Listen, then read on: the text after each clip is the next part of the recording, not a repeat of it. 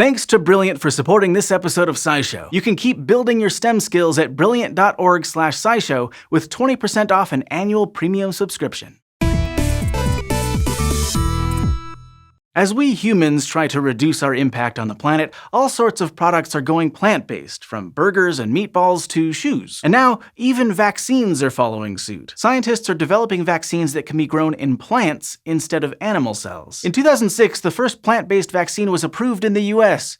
For chickens. And while this technology is still not widely used, it gives us an idea where vaccines might be headed and why we might want them to go the way of the Beyond Burger. Now, traditionally, vaccines are grown in eggs or animal cell cultures. That's because to produce a vaccine the traditional way, you need a bunch of copies of a virus. And if you inject a virus into animal cells, it will grow and replicate itself. For instance, one way to manufacture the flu vaccine is in the cells of fertilized chicken eggs. Other vaccines, like the ones for polio and measles, are grown in cultures of animal cells that have been propagated in labs. Once these viruses are grown, they're extracted and then typically weakened or killed before getting injected into people, or chickens, to give them immunity. But this isn't the only way to do things. It's also possible to grow vaccines in plants. It just works a little differently. Instead of growing a whole virus in the plant cells, genetic engineers transfer certain genes from the virus into the plant's genome. Those genes make viral proteins that appear in the plant's tissues or seeds, and then just eating the plant could provide immunity. No need for a shot. For example, scientists have successfully grown a common protein found in the flu virus in a tiny flowering plant called duckweed. This means that an animal like a chicken could eat this duckweed and boom!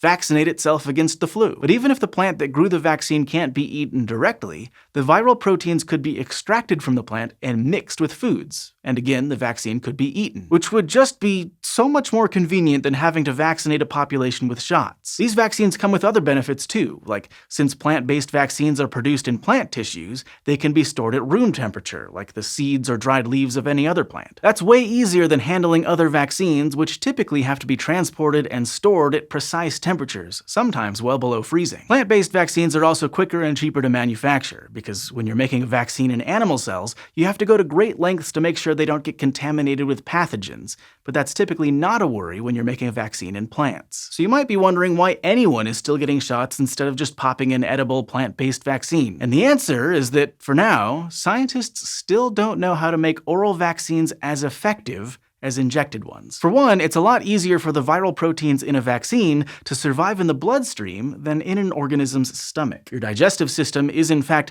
very good at breaking down proteins. That's kind of the point of eating. So the challenge is getting these viral proteins to survive long enough for the body to identify them and mount an immune response, and remember the experience later if it encounters the real pathogen.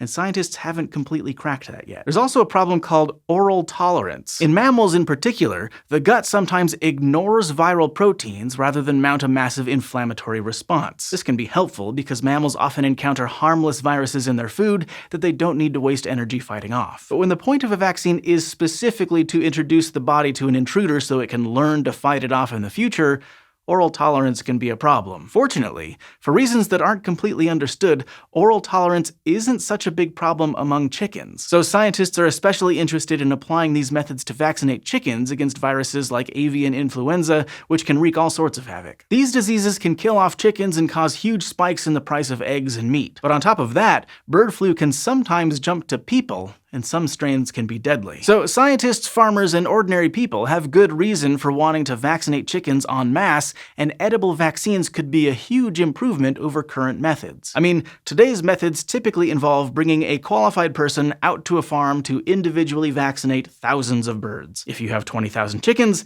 that's 20,000 syringes or eyedroppers, not to mention 20,000 anxious birds. On the other hand, you could toss them some vaccine-spiked plants and they could vaccinate themselves while they eat. This technology still has a ways to go, but plant-based vaccines may play a more important role in our lives in the future. Halting the spread of bird flu and other poultry viruses depends on getting vaccines made, transported, and distributed fast. And it's starting to look like plant-based oral vaccines may be a good way to do that. Vaccine development and distribution is an ongoing problem that a lot of people are trying to solve. And if you find yourself needing to solve problems in your daily life, which you probably do, then you might benefit from Brilliant's course, The Joy of Problem Solving. This course covers over 100 concepts and exercises with dozens of interactive quizzes along the way. It's a mental workout that builds up your problem-solving skills through logic paradoxes, puzzles, and proofs. You'll learn how to work with incomplete information to piece together a full story, and how to use reason to determine when a statement is true and when it's false. And those are practical skills you can use in your daily life. So